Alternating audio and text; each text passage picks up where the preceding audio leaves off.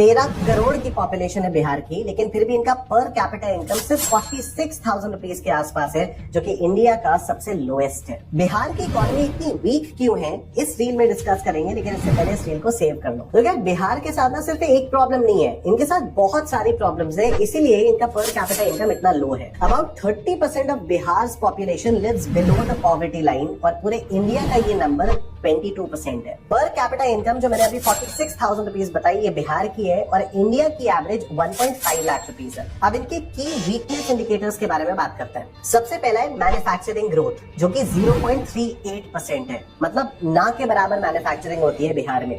अब इसका एक रीजन ये भी हो सकता है कि जब बिहार और झारखंड अलग हुए तो जितना भी मैन्युफैक्चरिंग वाला कंपोनेंट था वो सब झारखंड में शिफ्ट हो गया। सेकेंड है इंफ्रास्ट्रक्चर इंडेक्स, जो कि इंडिया के बॉटम 3 स्टेट्स में आता है। And number 3 is brain drain. हर साल लाखों लोग बिहार से माइग्रेट करते हैं बाकी के स्टेट्स में पैसा कमाने के लिए, तो जितना भी पैसा कमाया जाता है वो बाकी स्टेट्स में काउंट होता है, वो बिहार में काउंट ही नहीं होता। अब इसके 5 मेन रीजंस हैं, इन्हें फटाफट डिस्कस कर लेते हैं। सबसे पहला है हिस्टोरिकल पॉलिटिकल इंस्टेबिलिटी। बिहार में पिछले 20 साल से कोई पॉलिटिकल स्टेबिलिटी है ही नहीं, और मोस्ट ऑफ द टाइम इनका जंगल राज में गया है। मोस्टली यहाँ पर कास्ट बेस्ड पॉलिटिक्स होती है, और लॉ एंड ऑर्डर का भी काफी मिसयूज होता है, जिसकी वजह से इलेक्शंस भी बहुत सारे रिग्ड होते हैं। सेकंड रीजन है कि पूरा बिहार मोस्टली एग्रीकल्चर पर डिपेंडेंट है। अब देखो, बिहार वो स्टेट है जहाँ पर 70% से ज्यादा लोग एग्रीकल्चर पर डिपेंडेंट है, लेकिन ये फ्लड प्रोन एरिया है। इसका मतलब ये है कि हर साल जब भी फ्लड आता है तो इनकी जितनी भी फसल है वो काफी सारी डैमेज हो जाती है। हाल ही में एक पुलिस ऑफिशियल तक ने ये तक बोल दिया कि क्योंकि अभी मानसून चल रहा है तो फार्मर्स फ्री हैं, इसलिए बिहार में क्राइम रेट भी बढ़ा हुआ है। तो इनके अकॉर्डिंग जैसे ही मानसून खत्म होगा,